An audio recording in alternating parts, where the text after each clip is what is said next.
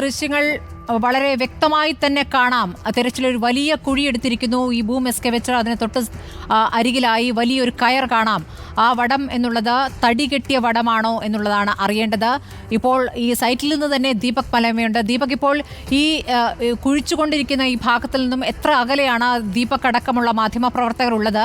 ഈ കയറിന്റെ ഭാഗം ദീപകിനും കാണാമല്ലോ. ഈ ലോഹത്തിന്റെ ഭാഗം കണ്ടെത്തി എന്നുള്ളതിൽ നമുക്ക് സ്ഥിരീകരണം ലഭ്യമാകുന്നുണ്ടോ? അവിടെ തന്നെയാണ് എന്ന് കേരളത്തിൽ നിന്നുള്ള രക്ഷാപ്രവർത്തകർ ആവർത്തിച്ചു പറഞ്ഞിരുന്നതാണ്. ഇവിടെയാണ് മണ്ണ് കൊണ്ട് അടിച്ച് ഇട്ടിരുന്നത്. മറ്റു ഭാഗങ്ങളിൽ നിന്ന് എടുക്കുന്ന മണ്ണ് ഇവിടെയാണ് കൊണ്ട് നിറച്ചിരുന്നത്. ഇവിടെ വീണ്ടും ഇപ്പോൾ കുഴിക്കുമ്പോൾ പ്രതീക്ഷ ഉയരുകയാണ്.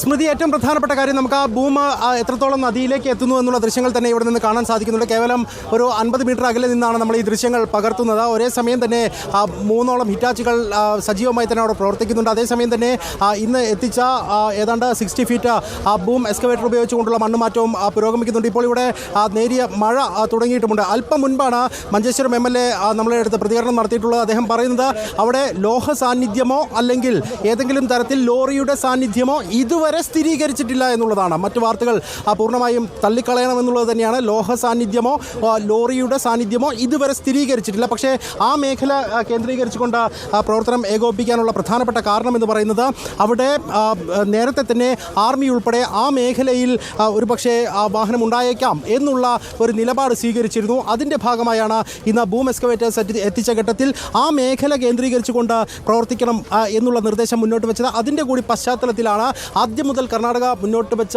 ആ നിലപാടിൻ്റെ കൂടി പശ്ചാത്തലത്തിലാണ് ആ മേഖല കേന്ദ്രീകരിച്ചുകൊണ്ടുള്ള ഇപ്പോൾ മണ്ണ് നീക്കിയുള്ള പരിശോധന പുരോഗമിക്കുന്നത്. വെള്ളത്തിലെ ന്റെ ബൂം എത്തുന്നത് നമുക്ക് കാണാൻ സാധിക്കുന്നുണ്ട്. അതിൻ്റെ ബക്കറ്റ് ആ നദിയിലേക്ക് വരെ എത്തിച്ചേരുന്നുണ്ട്. അങ്ങനെ ഒരു പരിശോധന സാധ്യമാക്കുക എന്നുള്ളത് തന്നെയായിരുന്നു ഈ എക്സ്കവേറ്റേഴ്സ് ഈ മേഖലയിലേക്ക് എത്തിക്കുമ്പോഴുള്ള പ്രധാനപ്പെട്ട ലക്ഷ്യമെന്ന് പറയുന്നത്.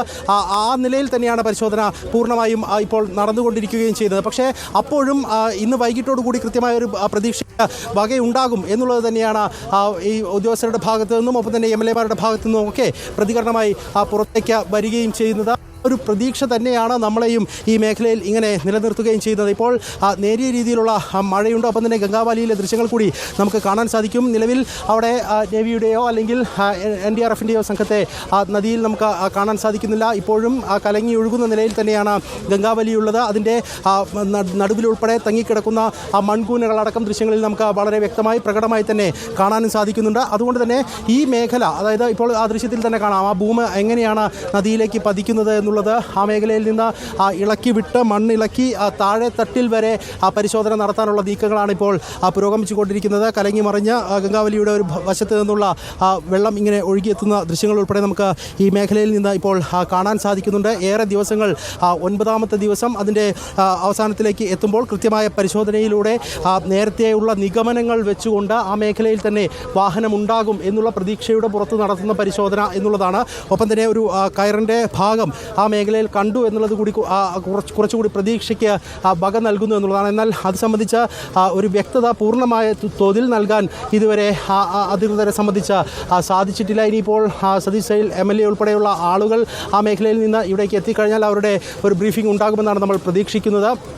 ആ മേഖലയിൽ പൂർണ്ണമായും മണ്ണ് ഇളക്കി മാറ്റിക്കൊണ്ടുള്ള പരിശോധന ഇപ്പോഴും പുരോഗമിക്കുകയും ചെയ്തിട്ടുണ്ട്. നേരത്തെ തന്നെ ആ കടയുള്ള അതിൻ്റെ തൊട്ട് മുൻഭാഗത്തേക്ക് പരിശോധന നടത്തണം എന്നുള്ളതായിരുന്നു ആദ്യഘട്ടത്തിൽ തന്നെയുള്ള തീരുമാനം. എന്നാൽ ഈ ഒരു മണ്ണ് ഇടിഞ്ഞു വന്ന ഈ ഞങ്ങൾ നിൽക്കുന്നതിൻ്റെ ഇടതുവശത്താണ് മണ്ണ് ഇടിഞ്ഞു വന്ന ദൃശ്യങ്ങൾ ഉള്ളത്. ആ മേഖലയിൽ തന്നെ പരിശോധന പ്രാഥമികമായി നടത്താമെന്നുള്ള നിലപാട് സ്വീകരിക്കുകയായിരുന്നു. അതിന് അത്തരത്തിലുള്ള സമ്മർദ്ദങ്ങൾ പല കോണുകളിൽ നിന്ന് ഉണ്ടായി എന്നുള്ളത് നേരത്തെ തന്നെ MLA-മാരടക്കം കർണാടകയിലെ കാർവാറിലെ MLA അടക്കം പറയുകയും ചെയ്തിട്ടുള്ളതാണ്. പക്ഷേ ആ ഒരു സമ്മർദ്ദത്തിനൊക്കെ കീഴ്പ്പെട്ട ആ മേഖലയിലെ മണ്ണ് പൂർണ്ണമായും മാറ്റി കഴിഞ്ഞതിന് ശേഷമാണ് ഇപ്പോൾ നമ്മൾ ദൃശ്യങ്ങളിൽ കാണുന്നത് പോലെ ഈ കടന്നിരുന്നതിൻ്റെ തൊട്ട് പുറകുവശത്തേക്ക് അതിൻ്റെ അല്പവും കൂടി മുന്നോട്ട് നീങ്ങിക്കൊണ്ട് ആ ഭാഗത്ത് ഇപ്പോൾ പരിശോധനകൾ നടത്തുന്നത്. അവിടെ തന്നെ ഇന്നൊരു സാന്നിധ്യം സ്ഥിരീകരിക്കാൻ കഴിയും എന്നുള്ള പ്രതീക്ഷ വെച്ച് പുലർത്തിക്കൊണ്ടുള്ള പരിശോധന തന്നെയാണ് ഇപ്പോൾ പുരോഗമിച്ചുകൊണ്ടേയിരിക്കുന്നത്. സ്മൃതി, ബൂം എക്സ്കവേറ്റർ ഒരു പ്രതീക്ഷയാവുകയാണ്. ഇന്ന് രാവിലെയാണ് ബൂം എക്സ്കവേറ്റർ എത്തിച്ചത്.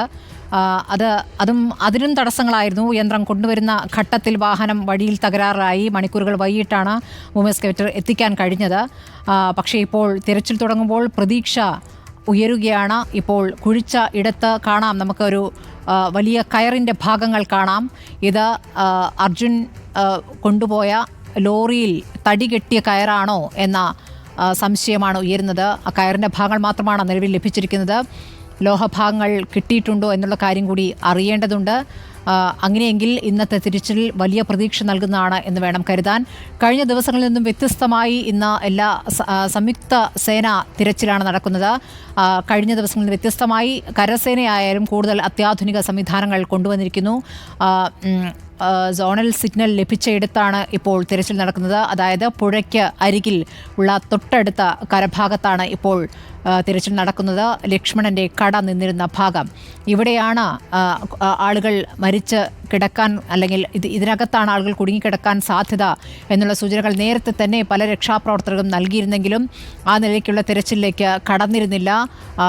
പകരം മറ്റിടത്തെ മണ്ണ് അവിടെ കൊണ്ട് തന്നെ തള്ളുകയായിരുന്നു ചെയ്തിരുന്നത്. ഇപ്പോൾ അവിടം കുഴിക്കുമ്പോൾ, ആഴത്തിൽ കുഴിക്കുമ്പോൾ, ബൂം എക്സ്കവേറ്റർ ഉപയോഗിച്ച് ആഴത്തിൽ കുഴിക്കുമ്പോൾ അതാ പ്രതീക്ഷയുടെ ചില സൂചനകൾ ലഭ്യമാവുകയാണ്. കയറിൻ്റെ ഭാഗങ്ങൾ ഇപ്പോൾ പ്രേക്ഷകർക്ക് വളരെ വ്യക്തമായി തന്നെ കാണാം.